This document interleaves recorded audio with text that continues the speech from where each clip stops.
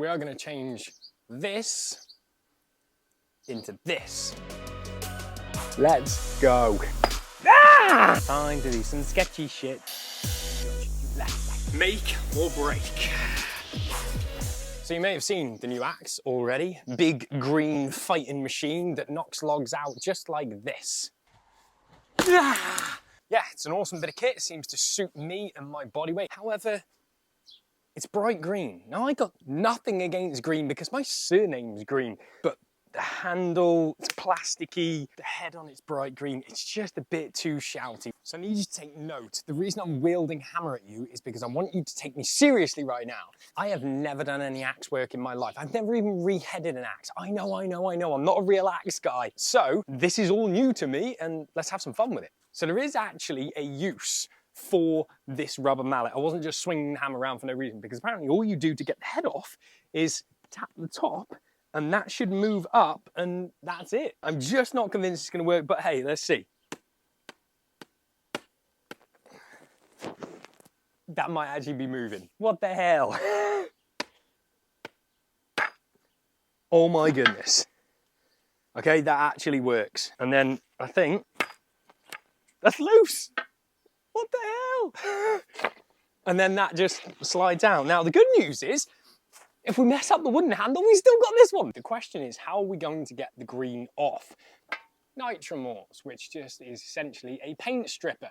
Takes the paint off quickly and without too much hassle, and then you can go ahead and start sanding and polishing. Now, looking at the surface of the head of this axe, that might not be the case, and it might take a lot longer than I think. But hey, let's see what happens. So with the Nitromorse, get a really thick coat on. First coat you should leave for about 15 minutes and then apply the second coat. Now watch how that paint starts to shrivel and shrink up in there. That's the second coat working really well.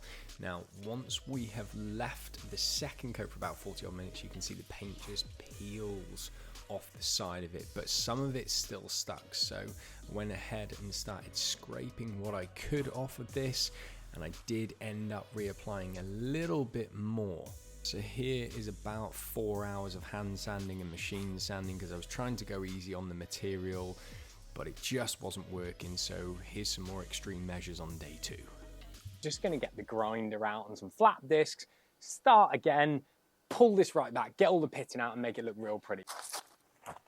You guys know that song, time to do some sketchy shit, doo-dah. That's what we're about to do, because I don't have a clamp, so I've got this chopping block. I need to grind something, so I'm going to put my foot on it. So I should probably get safety boots on first. So, Crocs are off, safety boots are on. Ah! No, I'm just kidding, they're good. Disclaimer alert, you should not do this. It was a very stupid idea. Battery's just died on the grinder, so I'm going to hand polish the one side that I've got done so far and try and make this look pretty. And then when the battery's charged, hopefully maybe get another side done. It could be a really long day though. Okay, change of plan. Things too hot for me to sand by hand, so we're going to try and put it under the polish mob. And here is possibly the worst camera angle ever, my apologies. And here is a better camera angle of me finishing off the grinding on this, which took, I believe, about 2 hours in total. It's not a bad start. That side's been polished up a little bit. It's close. Most of the pitting from the big green machine has gone. Oof! Still hot though. So what we're going to do, we're going to do a couple of rounds of like 1200 grit sandpaper, buff it on the wheel again, couple of rounds of 2500 grit, buff it on the wheel, and then we're done, because otherwise we could be here for days just polishing this. And what's the betting? The first time I hit a piece of wood, it's going to destroy the finish on this. So let's not go overboard. Hats off to you crazy people doing this stuff by hand. I was using the machine polisher for about 3 or 4 hours. It was soul destroying, but we got there in the end. So I'm super stoked with how this came out, guys. I know there's going to be some machine artists out there that could get this to an absolute mirror, no imperfections on it, but I'm going to use this no matter how pretty it looks. I'm probably going to destroy it. Now comes the real hard part, because this does not fit in this hole. Men, we probably don't get the problem very often, do we? This, in all seriousness, this is too wide to go in here. We're going to start shaving this down. wish me luck, because if you go too far, it's done for and it's no use. So first things first, we need to know widths. 48 mil. And we have 54 millimeters. So we've got to take about 6 mil off. I'm just going to start by planing some of this off. Could be here quite a while. Again, a vise would be lovely. Now, this was definitely one part of the process that I hugely underestimated, but I think if I'd have tried to use any other tools than the planer, I'd have definitely f***ed this one up. Going slow and steady on this was absolutely the key to winning the race on this one. So guys, it's taken a bit of doing, trying to level up the sides and stuff so it doesn't twist and turn inside of the axe head, because obviously this is far more circular. But I think we are... Is that the right way? No. Whoa, don't get your handle the wrong way around. Now's the time to start tapping it on, I think. See if we can get a wedge big enough to hollow this out and make sure it fits properly. And the easiest way to do this is to simply just tap this down on the wood. Now that I've got it the right way around.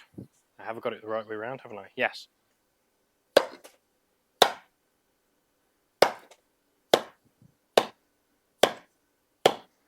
As you can see, we're in. We don't quite look straight, but from the handle where I'm going to be hitting, I am perfectly straight down, which is what matters. So sometimes, especially like I've used some much cheaper beech wood, you're going to come across these problems. Now, the head's not quite sat flat, so I'm going to give it a bit of a tap at the back side. You see the material that's coming down underneath. It's a good sign that it's really super tight. I'm going to tap the backside down with a rubber mallet, and then we're going to try and wedge it, which is going to be jammed down in this gap here really tight.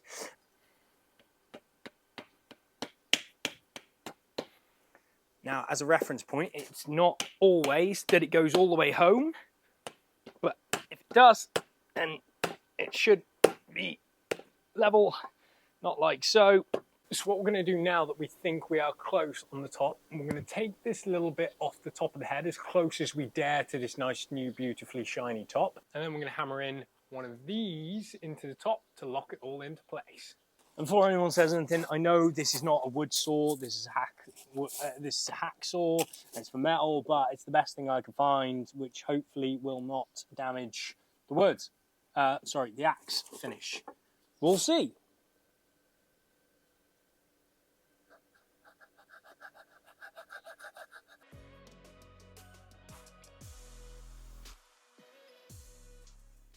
I think I'm super close to touching the metal on the other side, or I might actually be rubbing the metal on the other side, so I'm going to slow down a little bit.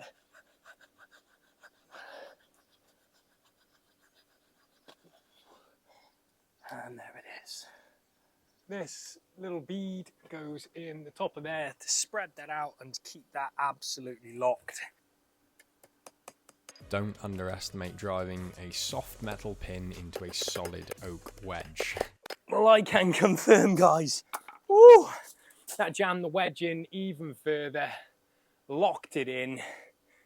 I'm pretty sure that head is never coming off. That might be famous last words though. First time I swing it, it might just go fling off. So here comes the finishing touch. We are going to linseed oil it to make it look real pretty. Put it on there and pour it by hand, and then just kind of like wax it around. We'll worry about the repercussions and medical problems. Yeah, just forgive this for a minute, would you? Don't you like it like that? Okay, well this video took a turn for the worst. So chuck a little bit more linseed oil, not lube, a bit more linseed oil on there. Get a bit of the double action. I'm going to stop playing with my wood now. I'm going to let this thing dry for an hour. Then we need to go and test it. So me and Loki decided to go for a swim while the linseed oil was drying. Sat down, had a cigar and a cuddle, and this is how it turned out.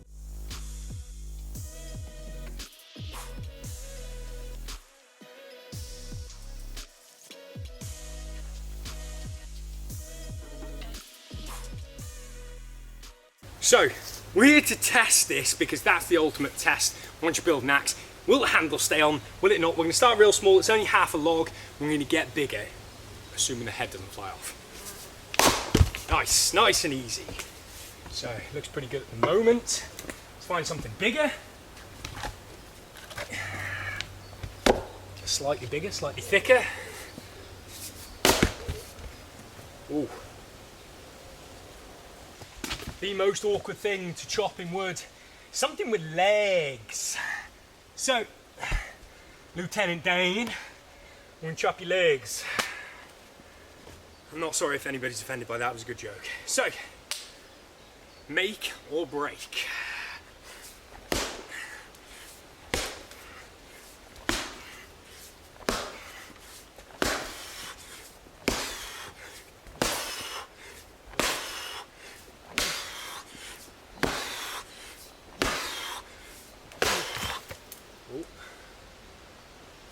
I thought it was the axe.